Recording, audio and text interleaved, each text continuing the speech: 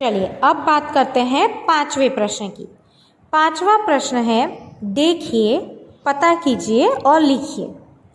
जब तुम इस इकाई को पढ़ रहे हो उस समय खेतों में कौन कौन सी सब्जियां होंगी, इसके बारे में आपको कल्पना करनी है। जब हमने ये पाठ इकाई यानी कि जब हमने ये पाठ पढ़ा, तब जब हम ये पाठ पढ़ रहे थे और इसमें जितनी सब्जियां आपस में एक दूसरे से बातें कर रही थी उसका जो वर्णन है, तो हमें कल्पना करनी है कि इनके अलावा भी वहाँ खेत में और कौन कौन सी सब्जियां हो सकती है या होंगी। ठीक है, तो इसके बारे में कल्पना करके आपको अपनी कल्पना के आधार पर जवाब लिखना है, क्योंकि इस पाठ से जुड़े हुए अभ्यास और स्वाध्याय में हम बहुत सारी दूसरी सब्जियों के बारे में भी बात कर चुके हैं। इस पर ही आधारित दूसरा प्रश्न है, इनमें कौन सी सब्जी होगी। अब उसका हमें यहाँ पर उसे अलग अलग करना है। जैसे कि हमने ऊपर कल्पना की कि इतनी सारी सब्जियाँ खेत में हो सकती है बिरजू चाचा के खेत में। अब इनमें से किस प्रकार की सब्जियाँ होगी, तो बेल पर उगने वाली कौन कौन सी होगी, पौधे पर उगने वाली कौन कौन सी होगी, और ज़मीन के नीचे उगने वाली कौन कौन सी सब्जियां होंगी। इस तरह से आपको इसे अलग अलग भी करना है, वर्गीकृत करना है। अब उसके बाद छठा प्रश्न है, निम्नलिखित शब्दों का उदाहरण के अनुसार वाक्य प्रयोग कीजिए। तो यहाँ हमें उदाहरण में दिया गया है विलोम शब्द। प्रशंसा, जिसका विलोम होता है निंदा। प्रशंसा यानी कि किसी की तारीफ करना, और उसका विलोम है निंदा करना, किसी की बुराई करना। अब यहाँ पर दोनों शब्दों से अलग अलग वाक्य बनाए गए हैं। जैसे कि पहला है, अच्छे कार्य करने वालों की प्रशंसा होती है। अब उसी शब्द का विलोम लिखकर बुरे कार्य करने वालों की निंदा होती है।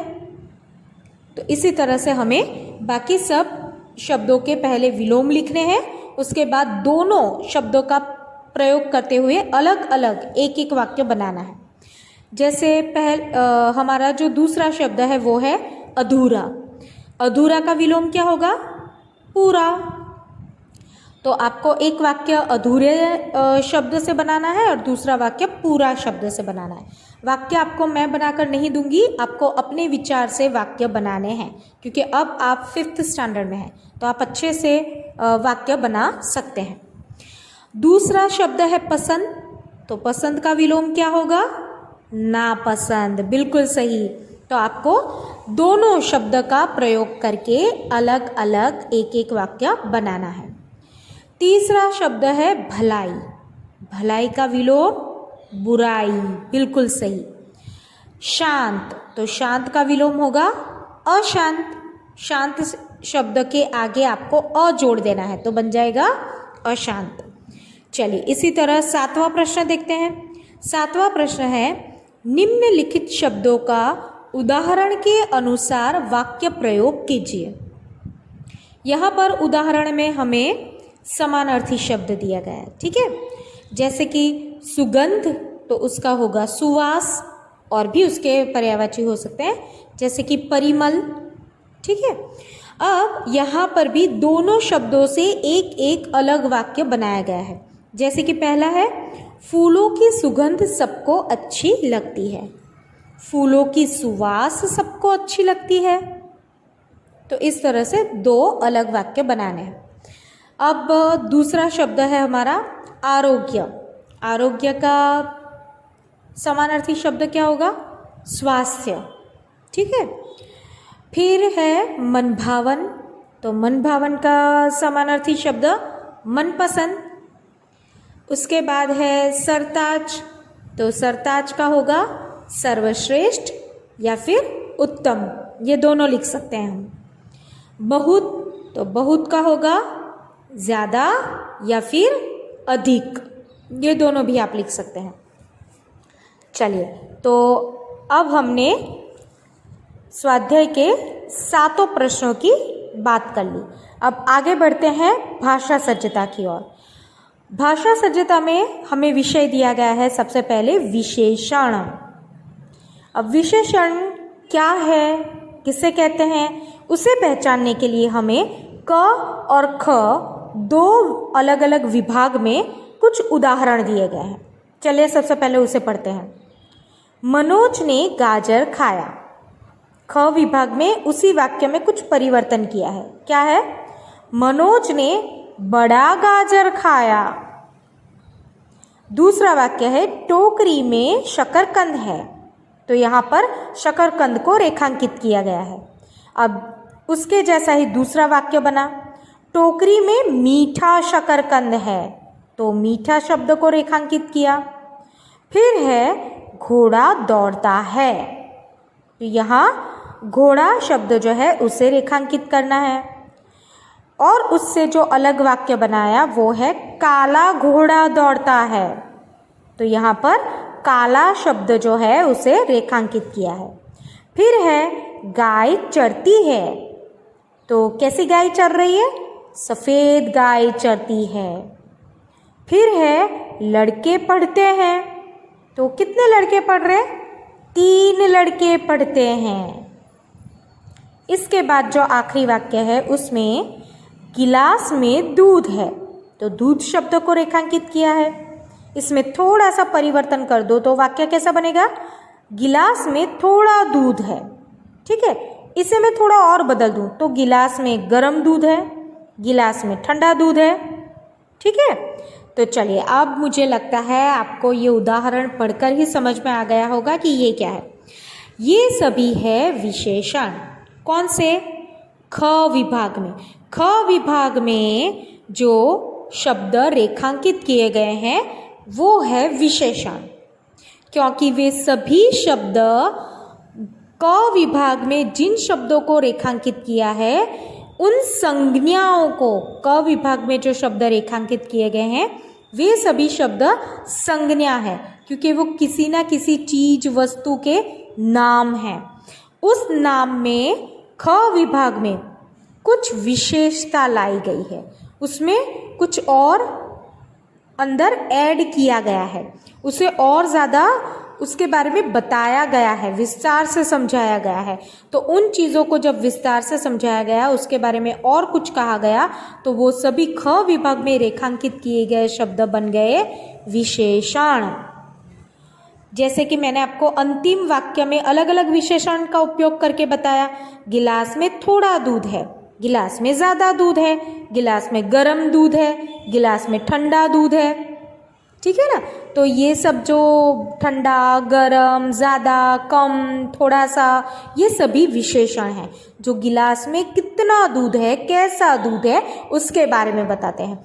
तो किसी भी संज्ञा के बारे में जब हम वो संज्ञा कैसी है, क्या है, उसकी जो विशेषता हम बताते हैं उसे कहते हैं विशेषण। आप जानते हैं कि विभाग क के वाक्यों में निर्देशित शब्द यानी रेखांकित शब्द गाजर, शकरकंद, घोड़ा, गाय, लड़के, दूध, ये संज्ञाएं हैं।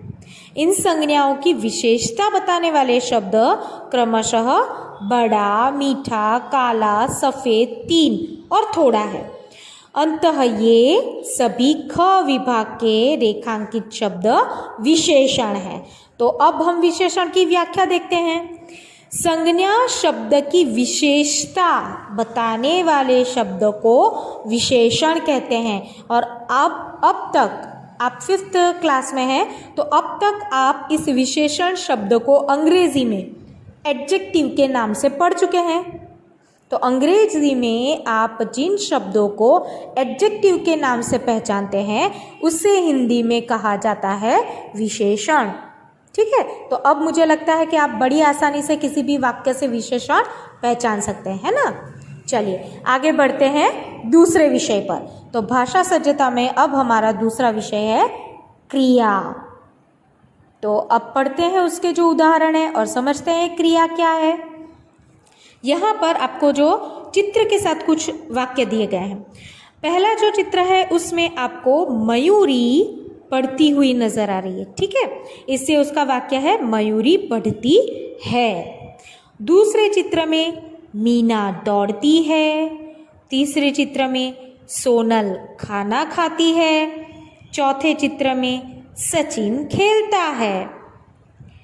उसके बाद 5वें चित्र में सलीम पानी पीता है।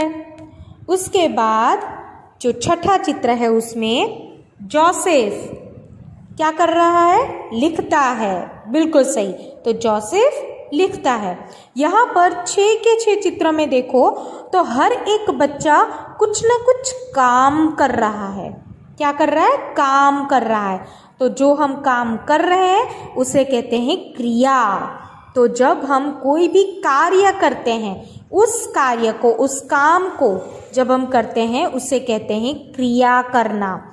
लिखना, पढ़ना, उठना, बैठना, दौड़ना, नाचना, कूदना, गाना, सोना, खाना, पीना, लिखना, पढ़ना, ये सभी प्रकार की अलग अलग क्रियाएं हैं। ठीक है, और दिन भर हम कुछ ना कुछ कार्य करते ही रहते हैं, तो हम दिन भर कई सारी क्रियाएं करते हैं। तो जिस शब्द में क्रिया या कोई कार्य हो रहा है, ऐसा अर्थ स्पष्ट करने वाले शब्द को हम क्रिया शब्द कहते हैं या क्रियापद कहते हैं। ऊपर दिए गए वाक्यों में पढ़ती है, दौड़ती है, खेलता है आदि शब्द क्रियाओं का निर्देश करते हैं, यानी वो व्यक्ति कुछ काम कर रहा है, उसका हमें अर्थ स्पष्ट करते हैं। तो इसीलिए इन सभी शब्दों को हम क्रियापद कहते हैं। ठीक है, पद यानी शब्द। तो क्रिया किसी भी वाक्य में कार्य हो रहा है या कोई क्रिया हो रही है, ये अर्थ स्पष्ट करने वाले शब्द को हम क्रियापद कहते हैं। तो क्रियापद की व्याख्या क्या होगी? जो पद किसी कार्य के करने या होने का बोध करवाए वह क्रिया, यानी जिसे आप इंग्लिश में कहते हैं वर्ब कहते हैं। तो अब तक आप इंग्लिश में वर्ब क्या है ये भी जानते थे, अब बड़ी आसानी से उसे पहचानते थे। तो उसी अंग्रेजी के वर्ब को हम हिंदी में क्रियापद कहते हैं। ठीक है, तो अब ये हमेशा आप याद रखना। इसके बाद इस पाठ में इतना जानिए में आपको कुछ सब्जियों के नाम हिंदी और गुजराती में दिए गए हैं। चलिए झटपट इसको भी पढ़ लेते हैं। सबसे पहले है आलू, आलू को गुजराती में कहेंगे बटाटा। फिर है गाजर, गाजर को कहेंगे गाजर। बैंगन यानी रिंगण, अदरक यानी आदू, शकरकंद यानी शक्करियो, बंद गोभी यानी कोबीज, शलगम यानी बीट, और हिंदी में भी उसे बीट कहा जाता है। ठीक है, क्योंकि शलगम यानी जो लाल रंग की मूली होती है, जो पर्पल टाइप की मूली होती है, उसे भी शलगम कहते हैं। इसलिए आप हिंदी में भी उसे बीट कह सकते हैं। करेला यानी कारेलू, मिर्च यानी मरचू, ककड़ी यानी काकड़ी, लौकी यानी दूधी, भिंडी यानी भिंडो अथवा भिंडा, फूल गोभी यानी फुलेवर, मटर यानी वटाणा, टमाटर यानी टामेटू और धनिया यानी धाना। तो इसके साथ हमारा ये जो 9वां पाठ है वो ख़त्म होता है। और आज के क्लास में हम सिर्फ यहीं तक बात कर रहे हैं, क्योंकि इसी हफ्ते थर्सडे को हमारा ऑनलाइन क्लास भी है। तो उस ऑनलाइन क्लास में हम नए पाठ की शुरुआत करेंगे। तो चलिए अब जल्दी से समझ लेते हैं आज के होमवर्क में आपको क्या करना है। आज के होमवर्क में आपको स्वाध्याय का पहला, दूसरा, तीसरा, चौथा, पांचवा, छठा और सातवां प्रश्न लिखना है अपनी नोटबुक में। भाषा सज्जता में आपको पूरी जो भाषा सज्जता है, यानी सबसे पहले विशेषण में क और ख विभाग में जो वाक्य दिए गए हैं वो नोटबुक में लिखने हैं। उसके नीचे आपको जो समझाया गया है वो भी लिखना है, और पीले रंग की पट्टी में आपको विशेषण की जो व्याख्या दी गई है वो भी आपको नोटबुक में कॉपी करनी है। उसके बाद आपको क्रिया में जो चित्र के नीचे वाक्य दिए गए हैं उसमें आपको चित्र बनाने की ज़रूरत नहीं है, पर आपको सभी वाक्य लिखने हैं। और उसके बाद आपको जिस तरह से क्रिया समझाई गई है वो लिखना है। फिर पीले रंग के बॉक्स में आपको जो क्रियापद की जो व्याख्या है जो दी गई है वो भी आपको लिखनी है अपनी नोटबुक में। और इतना जानिए मैं आपको सब्जियों के जो हिंदी और गुजराती नाम दिए हैं वो भी आपको अपनी नोटबुक में कॉपी करने हैं एक बार। तो ये है आपका आज का होमवर्क जो आपको अगली क्लास तक पूरा कर लेना है, ठीक है। फिर जब हम ऑनलाइन क्लास में मिलेंगे तब हम नए पाठ की शुरुआत करेंगे। Thank you.